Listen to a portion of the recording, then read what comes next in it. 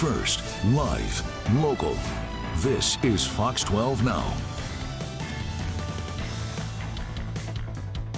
Hello everyone, this is Fox 12 Now. I'm Greg Nibbler. I wanted to bring this up as a live shot of Ski Bowl, our Ski Bowl camera there up on the mountain with a lot of snow. They've had a lot more snow here over the last couple of days. Pretty great to see that up there, and it's great to be here with you. So we start live streaming here every weekday starting at 1 p.m. Pacific, and of course we cover a broad range of topics on this show, and we are live streaming on YouTube, on Facebook, on our website, and our apps, so lots of places to find us and to watch those segments afterwards. Right now we're talking about a couple of different things. Really, though, there's an event coming up this weekend called the Winter Camp for Camp Sparks, which is an event that is brought in association with the Northwest Association for Blind Athletes. How does this all fit together? What is the organization? We're going to learn all about that right now. We've got Kirsten French, who is one of the camp directors, or the camp director for the event that's coming up this weekend. And Kirsten, thank you very much for joining us here. And I really was excited to learn more about the organization, about the camp, about everything involved with it. So thanks for being here with us.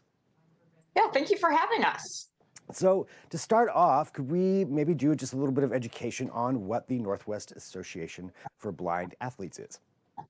Yes, the Northwest Association for Blind Athletes is a nonprofit, and our mission is to provide life-changing opportunities through sports and physical activity for individuals who are blind or visually impaired. The blind community is often excluded from sports and physical activity, and we use virtual and in-person programming for individuals of all ages to ensure that there's equal access to sports and physical activity. And that is so important, for physical activity for everybody. And so obviously there's certainly the obvious limitations that could happen there if somebody is blind. So how do you overcome those? And I guess just for a very generic question, what kind of sports and athletics can they be involved in?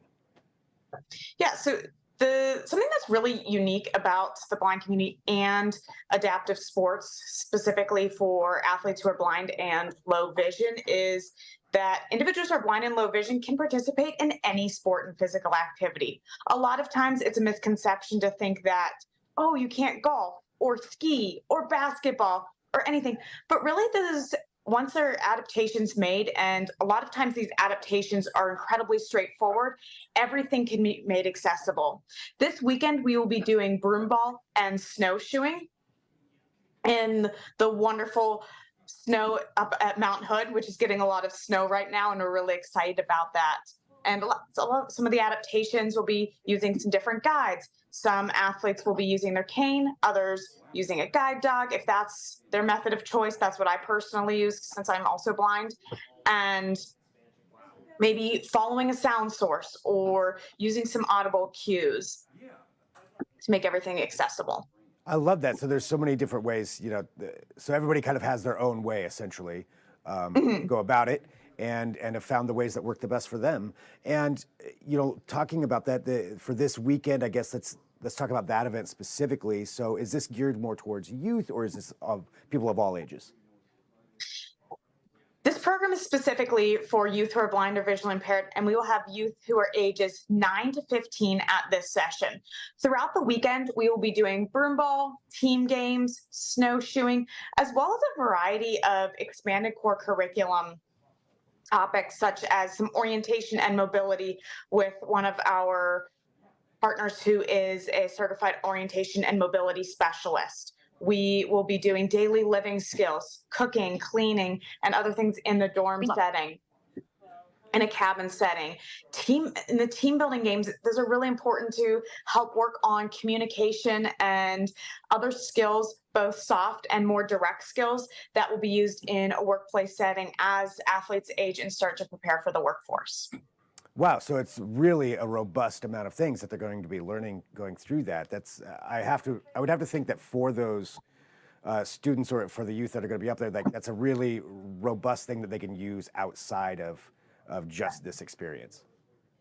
It really is. It'll be a quick 48 hours, but in those 48 hours, they'll be really packed because we're doing so many different things. And something that's unique about camp is that we really pack as many things as we can into those 48 hours because we want this to be as impactful as possible. For a number of these campers, they've been coming year after year after year, and we really get to see that growth. a couple weekends ago, we had one of our Camp Spark sessions that was specifically for youth who are at a transition age. So they're 16 to 21, whether they're heading out to work, to college, or whatever is next for them. And for many of them, we had seen them since they were 8, 9 years old at this session. But to see the growth that they have made is so impactful, because it's a reminder of what the impact camp has on these campers each year and how that progresses for future years. That's fantastic. So something they can build on year after year, and then having that, the ability to transition out, as you mentioned, going into the workforce or whatever it is that they're going to be doing. What's the feedback been like for you from some of these students some of these youth who have gone through it for so many years? What's the feedback like? Our campers really talk about how it's one of the most impactful weekends of their year. Everybody's really looking forward to it and excited to come back to camp, meet friends. For some campers, this is the first time they might have met someone else who has a visual impairment, or met someone else who has a similar visual impairment, and that makes a huge difference. We also, as we get feedback from our campers, whether it's through a survey, just the casual feedback that they might give, or other journals, they really talk about camp as an opportunity that someone gets to see them for who they really are, that they're not first seeing that visual impairment, not first seeing that they're blind or low vision, but they're seeing them first as a person, and to say, I have these really unique abilities and I'm bringing those to camp. I'm bringing those to my community. Yes, it's at camp, but I can also then put those into practice in my community. And in doing so, I feel better prepared once I leave camp to go home and advocate for myself, to go home and join my sports team, to go home and say, I've been left out of this opportunity, but I can be a part of this activity, and I can be a part of this. And this is why I should be, and here's how I'm going to make that happen. It's got to be an incredible confidence booster, then, is what I'm gathering from this. It is. It really is, for all the campers and for the staff as well. And when it comes to the staff side of things, so you're facilitating this for all of these, for everybody there, all of these different activities. How do you plan out exactly what it is that you want them all to participate in? Over the past few years, as we've had this session, this will be our 5th year of having this session specifically. And we've tried out a number of different activities, taking into account what have been the most impactful for campers, what have been ones where we've really seen a lot of growth. What are activities that, even just outside the activities, what have they learned that goes beyond the sports and physical activity? Since we really want to use sports and physical activity as a catalyst for greater independence and quality of life. And what works best in the area that we're in. Mount Hood is such a beautiful area to do snowshoeing in, and broomball is such a fun activity that's been some of the best feedback, which is where we lean towards those activities for this weekend. I know you touched on this earlier, and I just wanted to kind of go back to this just one more time to talk about this. What do you think are some of the biggest misconceptions that the general public has about blind athletes? One of the biggest misconceptions is that someone, first of all, can't do something, that it's, you're blind, so you can't do this. Or if I lost my vision all of a sudden, I wouldn't know how I would do this. But once we start to delve into those misconceptions where it's, you might do it a little differently than someone else does it. You might do it a little differently than you did it when you had vision, but these adaptations are very small.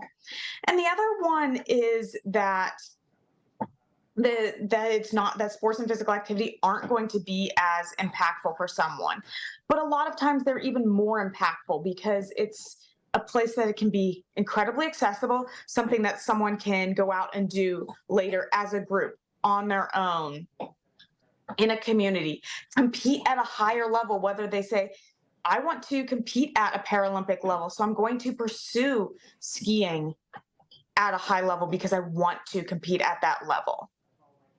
You're talking about the impactful side of things. How important is it for youth, for our students, for some of these younger people that are coming there, to be engaged in athletics?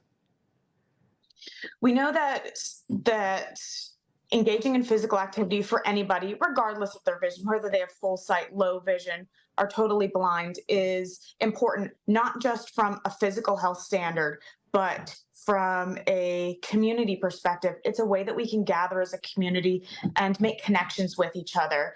It's a way that we can develop those skills that aren't just going to be applied to a sports and physical activity space, but are going to be applied to a traveling space, are going to be applied to a workspace, are going to really help grow ourselves as a person, regardless of our background. And everyone has the right to have that access. And in engaging in camp like our session this weekend, campers first can get a taste of that and start that progress as they head back to their communities.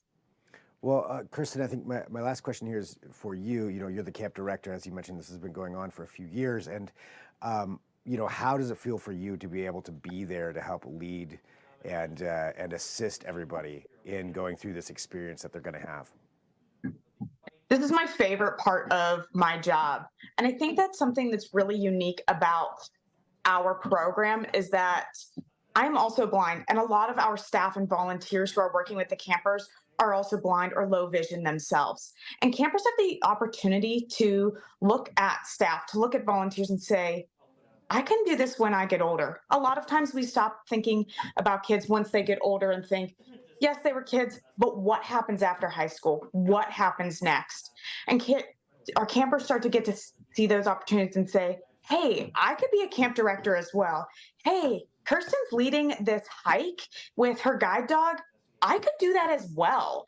I can see myself, and campers really get to start to take on those leadership opportunities that we have them lead the hike. We have them teach their peers and start preparing that for them to see themselves as not just where I am now, but where I'm going to be in the future.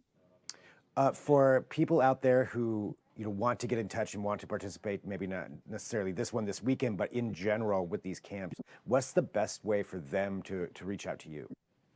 Yes, checking out our website at www.nwaba.org is a great place to start because you can see all of our programs and ways to engage, whether it's as a volunteer, a camper, an adult athlete, a donor. All of our programs are offered at no cost to our participants because we don't want cost to be a barrier.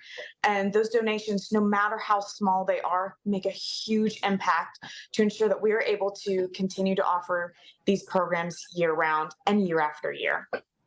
Well, Kirsten, I want to thank you very much for joining us here today to not only to educate everybody a little bit more about the association, about the camp, and just about blind athletes in general, and just for what you do. You're obviously doing some really impactful, meaningful work there, and we appreciate you joining us here today. Thank you. All right, have a good one. You as well. All right, and for everybody who is watching live, so again, this is Fox 12 Now, and I appreciate you all joining. So that was really fascinating. I saw that come through a couple of days ago, and I just really wanted to learn more about the association, about what Kirsten's doing. Coming up here at 1:30 p.m. So we're going to take a pause on the show just for a little bit. At 1:30 p.m., we're going to be joined by Ezra Kaplan. That is our investigative reporter. You've probably seen some of his news stories over the last couple of weeks. I'm sure you have, talking about the Providence Lab review errors. He's going to be joining us for a bit of a deeper dive on that, an overall explainer if you're unfamiliar with it, and we're also going to be asking the public for some help and some information. So he's going to be explaining all of that when he joins us here at 1:30 p.m. So wherever you're watching me right now, I'll be right back there on that channel, and I'll talk to you then. I'm Greg Nibbler. This is Fox 12 Now.